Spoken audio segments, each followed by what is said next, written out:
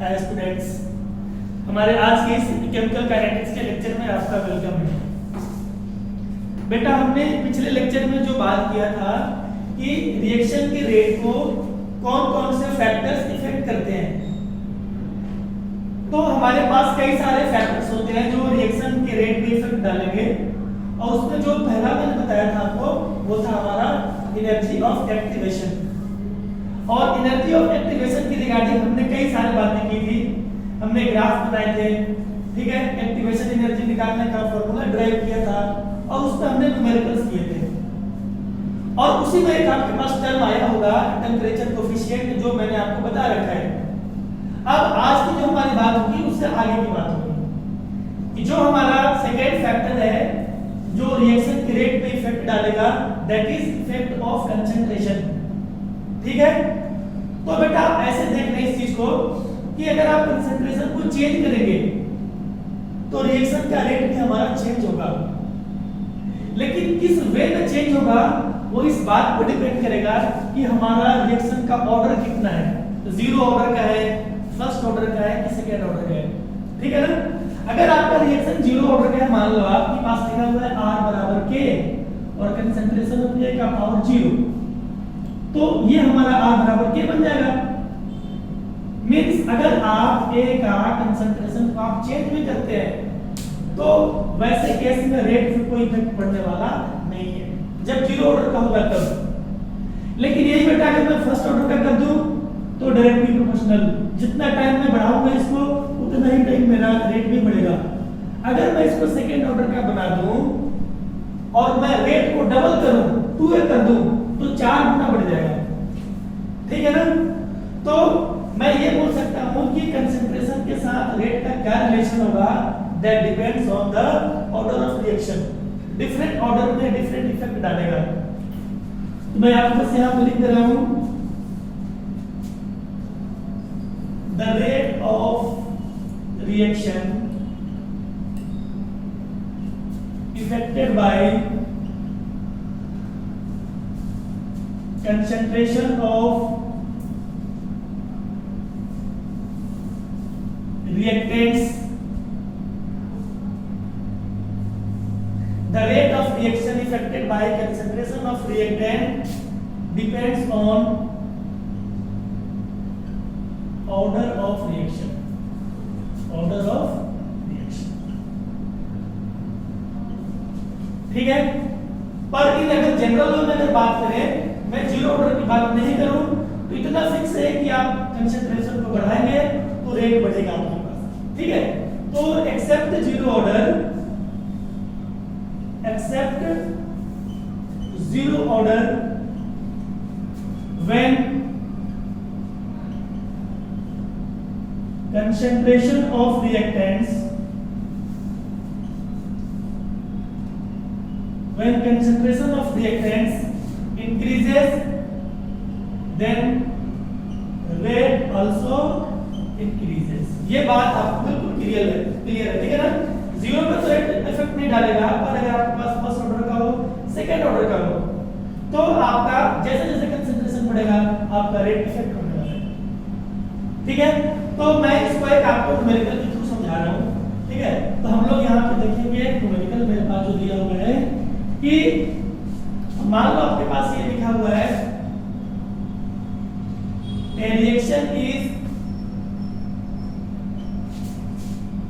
first and second order with respect to X and Y। हमारे पास दो reactant थे, X था और Y था, और हमने क्या बोला आपसे कि X के रिस्पेक्ट में फर्स्ट ऑर्डर का है, Y के रिस्पेक्ट में सेकेंड ऑर्डर का है। Then how rate affected when concentration of, first हमारे पास लिखा हुआ है both X and Y double,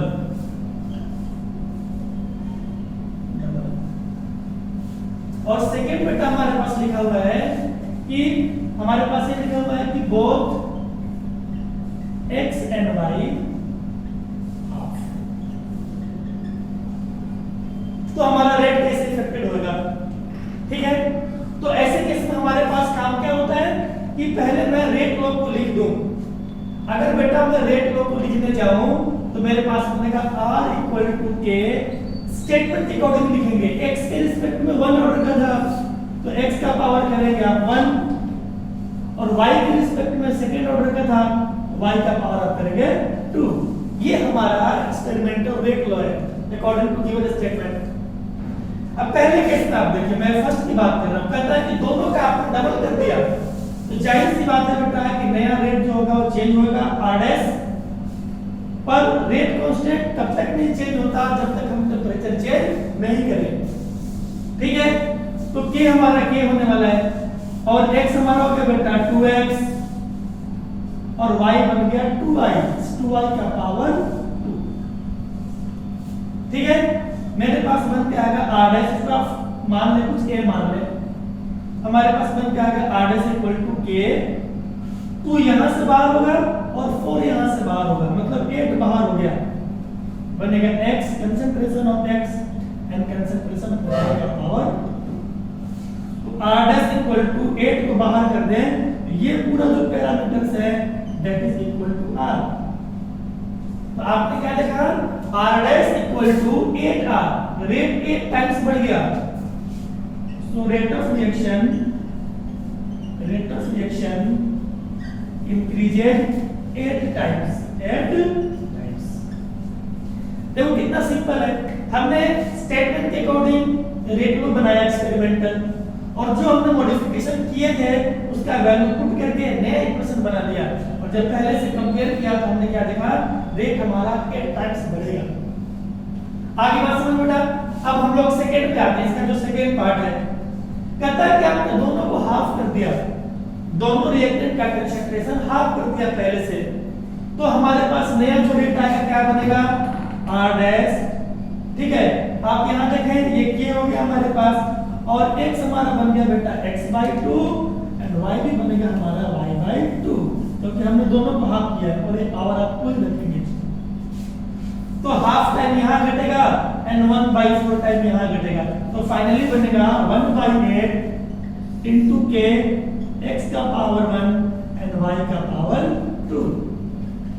अब आप कंपेयर करें, दोनों का आप कंपेयर करें, 8 टाइम्स रेट घट गया, कंसंट्रेशन कम किया, रेट कम हुआ, कंसंट्रेशन बढ़ाया था, रेट बढ़ा था, तो यहां पे क्या लिखेंगे, रेट डिक्रीजेड 8 टाइम्स। ठीक है, ये बात बिल्कुल क्लियर है, एक बार इतना आप राइट डाउन करें।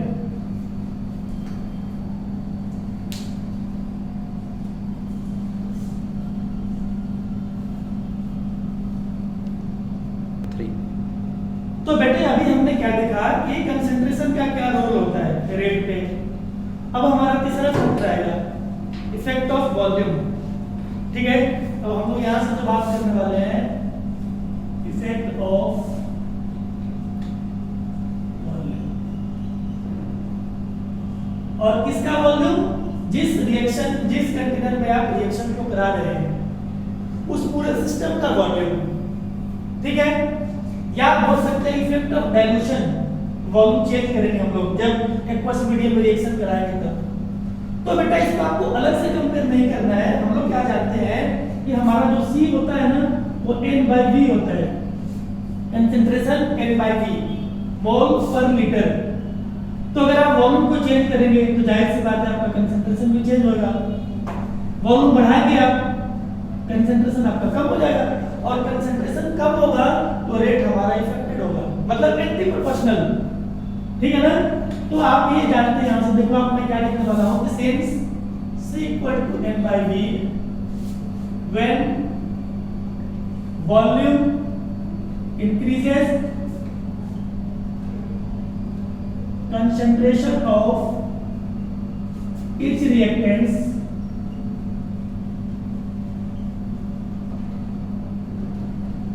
decreases, hence rate of reaction also decreases। पर ये जीरो ऑर्डर में फॉलो नहीं होगा, जीरो का तो डिपेंड ही नहीं करता कंसंट्रेशन पर रेट। हमारी बात कहां हो रही है, फर्स्ट और सेकंड के लिए, ठीक है। मतलब आप पहले वॉल्यूम का रिलेशन कंसंट्रेशन के साथ देखें और आपको पता है कंसंट्रेशन से रेट कैसे इफेक्टेड होता है। तो इसको भी आप एग्जांपल से समझ लेते हैं। हमारे पास कुछ ऐसा लिखा हुआ है कि R equal to K A का पावर 1 एंड B का पावर 1। हमने यहाँ क्या दे दिया, रेट लॉ दे दिया, एक्सपेरिमेंटल रेट लॉ दे दिया। और मैं आपसे क्या पूछ रहा हूँ कि हमने कंटेनर का वॉल्यूम हाफ कर दिया, ठीक है ना। मैं यहाँ पे राइट कर दे रहा हूँ कि how rate affected when volume of container becomes half। तो आपको डायरेक्ट रिलेशन वॉल्यूम के साथ नहीं देखना है, आपको कंसंट्रेशन को रिलेट करो। आप वॉल्यूम आपने हाफ किया तो मतलब कंसंट्रेशन डबल हो गया, ठीक है। और जब कंसंट्रेशन डबल होगा तो A का भी डबल होगा और B का भी डबल होगा। ये घुमा फिरा के बात पहले पे आती है। तो हमारे पास नया जो रेट बनेगा बेटा R डैश होगा K, वॉल्यूम हमने हाफ किया था तो A हमारा बन जाएगा 2A और B हमारा बन जाएगा। बस ये चीज है। और ये पहले वाली बात आ गई। अब हमारे पास क्या बनेगा, यहाँ से 2 बाहर करेंगे आप, यहाँ से 4 बाहर करेंगे, 4 to the 8 K concentration of A into concentration of B का पावर। अब आप कंपेयर करो, देखो ये हमारा बन गया, यहाँ से लेकर यहाँ तक R बन गया तो R dash equal to 8R। Rate हमारा 8 टाइम्स यहाँ पे बढ़ रहा है, तो रेट इंक्रीजेस 8 टाइम्स। तो ये हमारा तीसरा इफेक्ट था। आप इसको ऐसे ही बोल सकते हैं इफेक्ट ऑफ डाइल्यूशन, मैं इफेक्ट ऑफ डाइल्यूशन भी बोल सकता हूँ, ठीक है। और आप लिख लो यहाँ पे डाइल्यूशन। डाइल्यूशन का मतलब ही होता है कंसंट्रेशन को चेंज करना। जब आप डाइल्यूशन ज्यादा करते हैं, पानी ज्यादा मिलाते हैं, कंसंट्रेशन घटेगा और एक आप कम करेंगे कंसंट्रेशन बढ़ जाएगा, ठीक है। तो आप इसको भी एक बार राइट डाउन करें, फिर हम लोग आगे बात करने वाले हैं।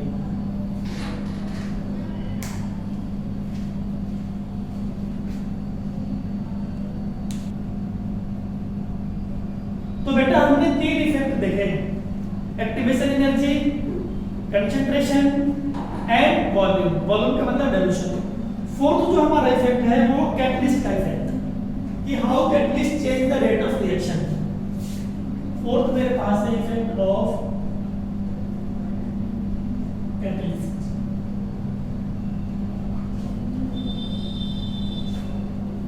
तो सबसे पहले तो हम जानेंगे कि कैटलिस्ट हमारा होता है क्या। कॉमन सी बात है, हम लोग छोटी क्लासों से पढ़ते आए हैं कि एक वैसा केमिकल सब्सटेंस जो रेट को तो चेंज कर दे लेकिन उसके प्रॉपर्टीज में, उसके स्ट्रक्चर में, उसके कंपोजिशन में किसी तरह का कोई चेंज ऑब्जर्व नहीं हो, तो वैसे मटेरियल सब्सटेंस को बोलते हैं कैटलिस्ट। पर बेटा कैटलिस्ट भी 2 तरह का होता है, पॉजिटिव, नेगेटिव, होमोजेनियस, हेटेरोजेनियस। तो इसके बारे में डिटेल्स में पढ़ेंगे सर्फेस में। हमें यहाँ ये चेक करना है कि हमारा कैटलिस्ट रिएक्शन के रेट को कैसे इफेक्ट करेगा। अगर आपको कैटलिस्ट मिलाने के बाद रेट बढ़ता दिखाई दे, इसका सीधा मतलब होता है कि कैटलिस्ट ने उसके एनर्जी ऑफ एक्टिवेशन को चेंज कर दिया, रिएक्शन के पाथ को चेंज कर दिया और रेट हमारा बढ़ गया, इफेक्ट हो गया, ठीक है। तो पहला हमारा इसका जो डेफिनेशन बनेगा कैटलिस्ट का, the chemical substance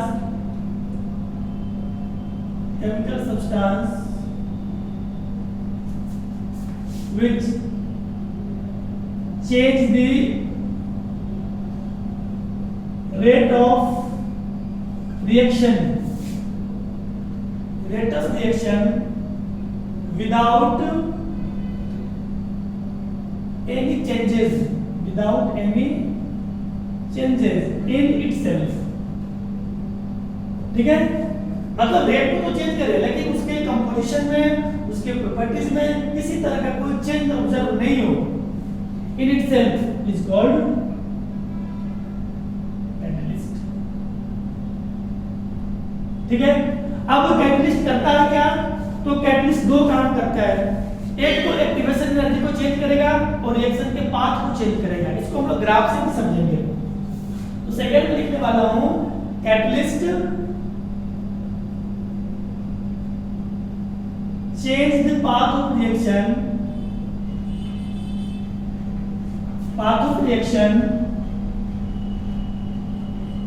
and value of activation energy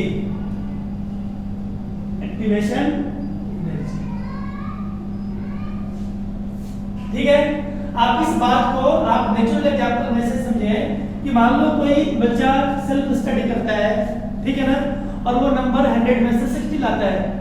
उसने अपने तरीके से तैयारी किया, लेकिन जब वो टीचर के गाइडेंस में जाएगा तो टीचर उसको कुछ सिलेक्टेड बातें बताएगा कि हमें ये बुक पढ़ना है, ठीक है, हमें कौन से किस तरह के क्वेश्चन सॉल्व करने हैं, और ऐसा करने के बाद देखा गया कि उसका नंबर पहले से ज्यादा हो गया। तो टीचर एक कैटलिस्ट की तरह काम कर रहा है, उसने उसके पाथ को चेंज किया, ठीक है ना, एनर्जी ऑफ एक्टिवेशन को कम किया और रेट को बढ़ा दिया।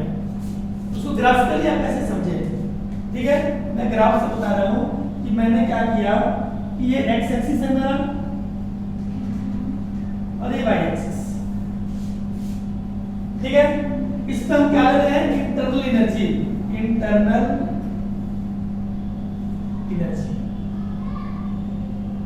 रिएक्टेंट का, ये हमारे पास आर था मान लो, और यहां मैं दिखा रहा हूं प्रोग्रेस ऑफ रिएक्शन मतलब कि how reactant converted into product, progress का मतलब होगा। तो मैंने देखा बेटा कि शुरू में हमारे पास कितनी एनर्जी थी रिएक्टेंट की, जीरो नहीं हो सकती, एग्जिस्ट नहीं करेगा, हमने इतना माना। पर हमारे पास ये बैरियर है, ये जो मैंने आपको पहले बता रखा है, इस बैरियर को क्रॉस करके यहाँ पे आना है। आपको यहाँ प्रोडक्ट बनाना है, पी बनाना है। ये हमारा क्या बोला, it is the energy of activation, इसको मैंने मान लिया P1। इस पाथ से आएगा, तो ये हमारा एक्टिवेशन एनर्जी कब है, जब हमने कोई कैटलिस्ट नहीं मिलाया था, इन एब्सेंस ऑफ कैटलिस्ट, ठीक है। अब हमने देखा कि ज्यादा एनर्जी चाहिए इस बैरियर को क्रॉस करने के लिए, हमने मिला दिया कैटलिस्ट, तो हमारा बनना तो वही चीज है, पर पाथ हमारा रिएक्टेंट भी वही होगा, पाथ हमारा चेंज हो गया। और पाथ बेटा चेंज होने का मतलब हुआ कि हमारे पास ये बन गया, ये it is the second activation energy P2 in presence of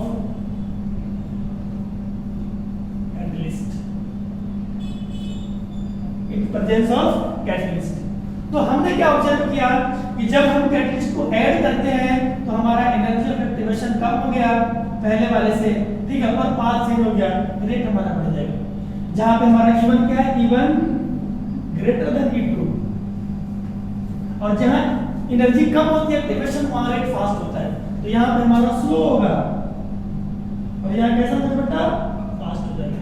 तो कैटलिस्ट यही काम करता है, दो काम करता है, एक्टिवेशन को चेंज करेगा, पाथ को चेंज करेगा, रेट अपने आप सेट हो जाएगा। तो this is the effect of catalyst on rate of reaction, ठीक है। एक बार आप इसको भी राइट डाउन करें, फिर हम लोग आगे इसको प्रोसीड करेंगे।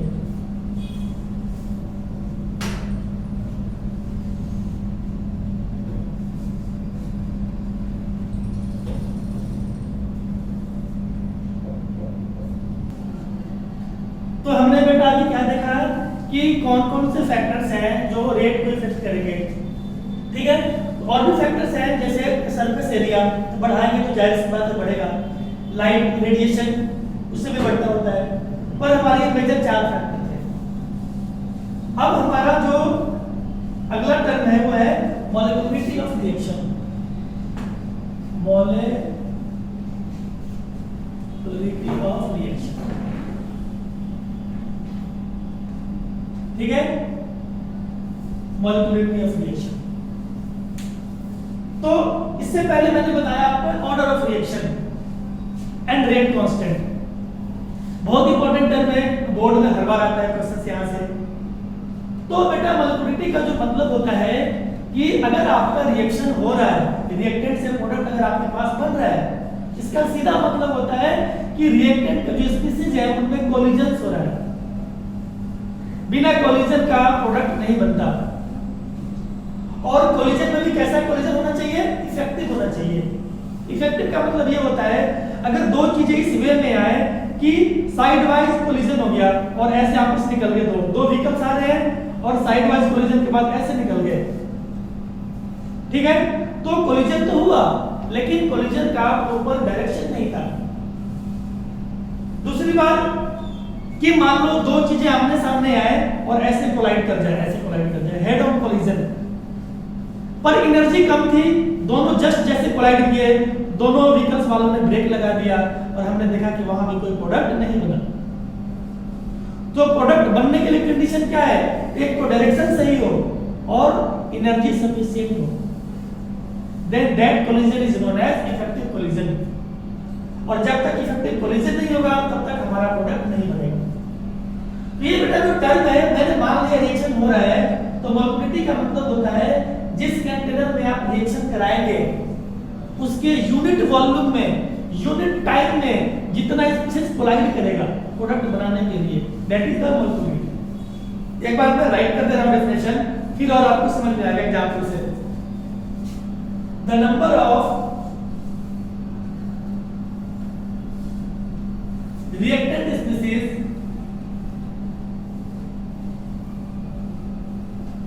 अब ये हमारे पास एटम्स भी हो सकते हैं, मॉलिक्यूल्स भी हो सकते हैं, आयंस भी हो सकते हैं। एटम, मॉलिक्यूल्स और आयंस which collide together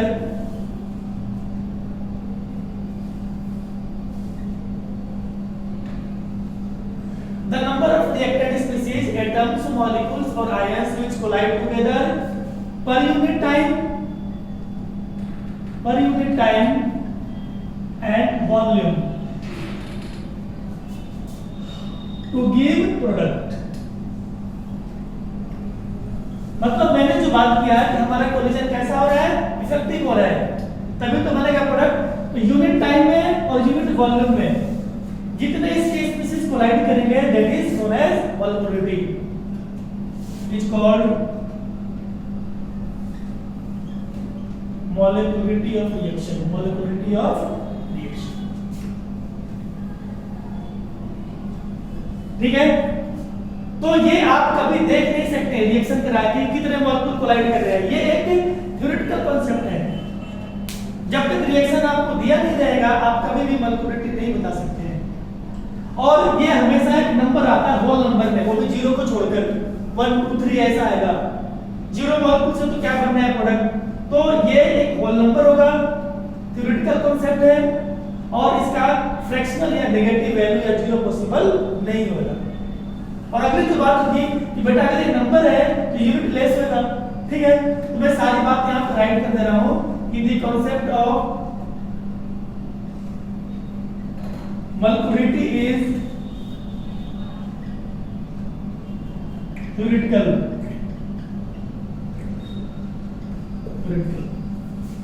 ठीक है। अगली बात क्या होगी? It is unitless and always natural number, natural number. मैंने होल नंबर में नहीं लिखा है तो जीरो काउंट हो जाएगा और मैं ये बोल सकता हूं कि 0, fractional, negative value of molecularity is not possible।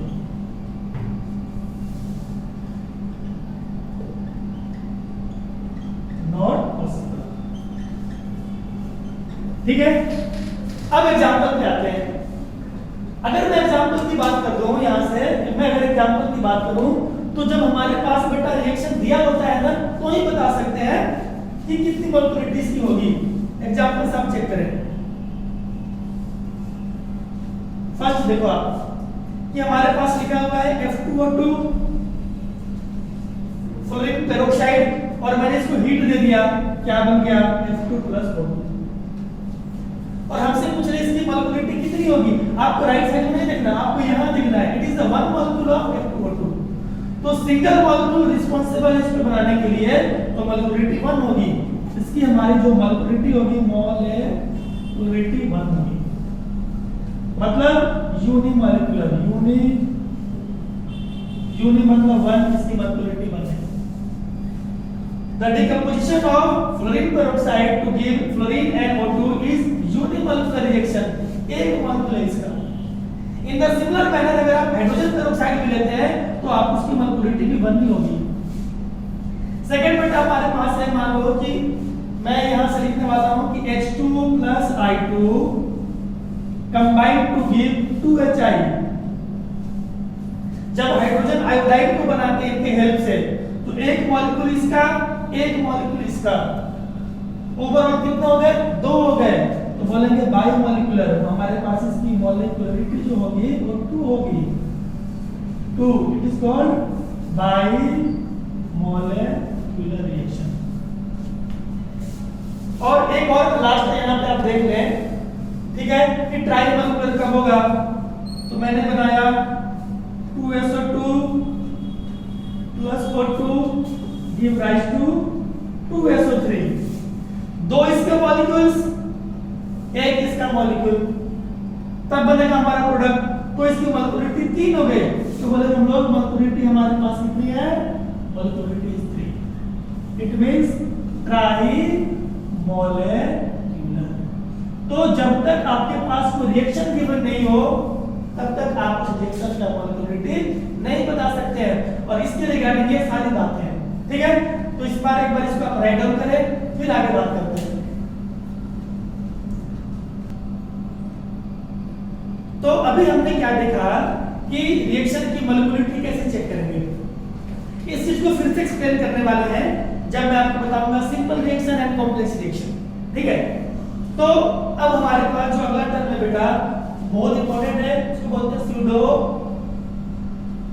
First order reaction, pseudo first order reaction. यह कई जगह लिखा होता है pseudo unimolecular reaction, it is also called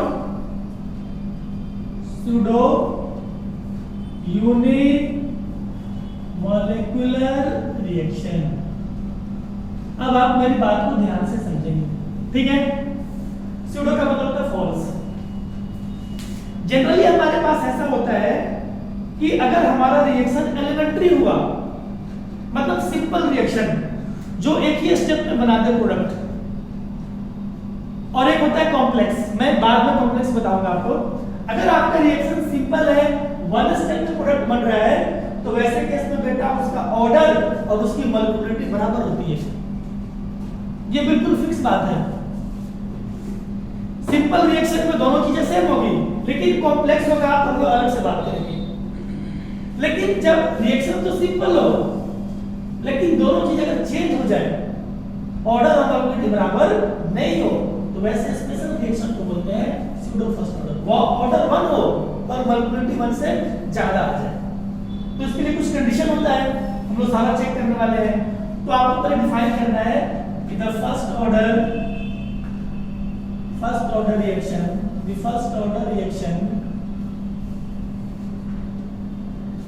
the first order reaction whose molecularity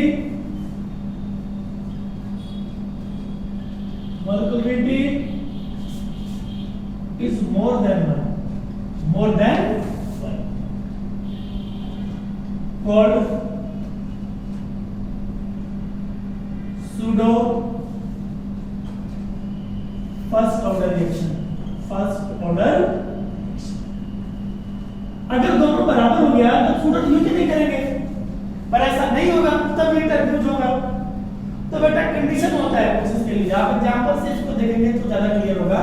हमारे पास पहला है, फर्स्ट जो हमारे पास लिखा हुआ है कि हाइड्रोलाइसिस ऑफ एस्टर।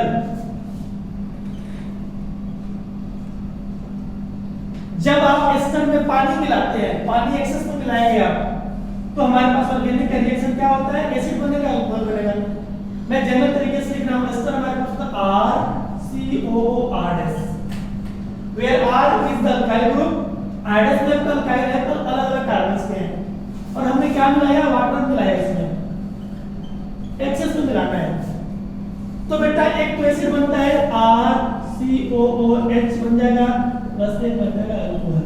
इसका आपको मैकेनिज्म भी पढ़ना है 12th में, हाइड्रोलिसिस ऑफ एस्टर। क्योंकि इससे हमें ये क्लियर नहीं होता कि ये जो हमारे पास अल्कोहल बनेगा तो H किसका जाएगा, OH किसका जाएगा, ठीक है। अब हमें क्या करना है यहां से कि ये हमारे पास था एक्सेस में और ये हमारा लिमिटिंग है। अगर ये ज्यादा अमाउंट में है, दोनों में रिएक्शन होगा और ये बनेगा, पर एक ऐसा मोमेंट आएगा ये आपका खर्च हो जाएगा पूरा, ये बचा रह जाएगा और सिंगल रिएक्टेंट कभी भी इनको नहीं बनाएगा। यानी रेट इसके अमाउंट पे डिपेंड नहीं कर रहा है, ये तो पड़ा हुआ है एक्सेस में, पर ये डिसअपीयर हो गया तो हमारा प्रोडक्ट बनना बंद हो गया। It means rate of reaction is independent from that reactant which present in excess amount. तो हमारे पास रेट को क्या बनेगा, R बराबर के कंसंट्रेशन ऑफ RCOOR डैश और वाटर नहीं लेंगे, और वाटर अगर आप लिखेंगे तो पावर इसका आप 0 करेंगे एक्सेस में, मतलब R बराबर के कंसंट्रेशन ऑफ RCOOR डैश। तो पावर 1 आ गया, ऑर्डर 1 हो गया, इसलिए ऑर्डर हमारा कितना हो गया, 1 फर्स्ट ऑर्डर। ये हमारा कैसा है, फर्स्ट ऑर्डर। और बेटा जब मॉलिक्यूलरिटी की बात करेंगे, क्या मॉलिक्यूलरिटी, तो 2 होगा, क्योंकि कोलाइड तो दोनों करेंगे। बस आपका काम बन गया कि ऐसा फर्स्ट ऑर्डर का रिएक्शन जिसकी मॉलिक्यूलरिटी 1 से ज्यादा हो। तो कंडीशन है जब भी ये कंपोनेंट एक्सेस में आए तो ऐसा ही कुछ होना है। एक एग्जांपल और आप देख ले यहां से कि मतलब मैं ये भी बोल सकता हूं कि all hydrolysis reactions are pseudo first order. ये बहुत इंपॉर्टेंट बात है। सेकंड हमारे पास है कि हाइड्रोलिसिस ऑफ शुगर। शुगर का मतलब केन शुगर, चीनी में बहुत पानी मिला दिया, बहुत ज्यादा, C12H22O11 वाटर मिला दिया, कितना, बहुत ज्यादा एक्सेस में, तो हमारे पास बनता है ग्लूकोज प्लस फ्रक्टोज। G मतलब यहाँ ग्लूकोज है, F का मतलब फ्रक्टोज है। क्योंकि दोनों का फॉर्मूला तो सेम ही होता है, but they are isomers, they have different functional groups, ठीक है। तो ये आइसोमर्स होते हैं बेटा, फंक्शनल आइसोमर्स होते हैं। तो यहाँ पे हमारा ऑर्डर जो होगा R बराबर बनेगा, ठीक है। R की अगर आप बात करेंगे तो क्या बनने वाला है, R बनेगा हमारे पास क्या, तो आप चेक करें, R बराबर के कंसंट्रेशन ऑफ C12H22O11। वाटर को आपको नहीं लिखना है, क्यों, क्योंकि एक्सेस में है। तो ऑर्डर 1 मॉलिक्यूलरिटी 2, मॉलिक्यूलरिटी कितना, so this reaction is also under the pseudo first order. तो आपको दो बातें ध्यान में रखनी है कि ऑल हाइड्रोलिसिस वाले कैसे होंगे, सूडो फर्स्ट ऑर्डर, और जो रिएक्टेंट हमारा एक्सेस में होगा उस पर रेट कभी डिपेंड नहीं करता। ये बात हम नोट करके यहां लिखने वाले हैं अभी, ठीक है। तो मैं क्या लिखने वाला हूं, आप साथ के साथ देख लें इसको नोट करके। The rate of reaction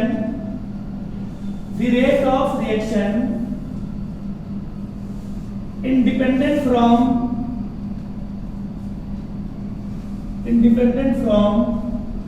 concentration of that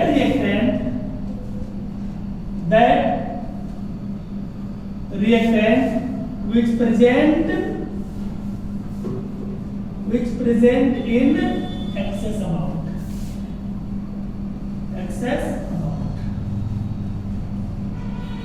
क्योंकि यहाँ पे मैंने पावर 0 किया था ना, एक्सेस में था, इस पर रेट डिपेंड नहीं कर रहा है। तो ये बेटा हमारा होता है कि सूडो फर्स्ट ऑर्डर का फंक्शन, ठीक है। तो एक बार आप इतना राइट डाउन करें। अब हम लोग अगले लेक्चर में आगे बात करेंगे। Thank you.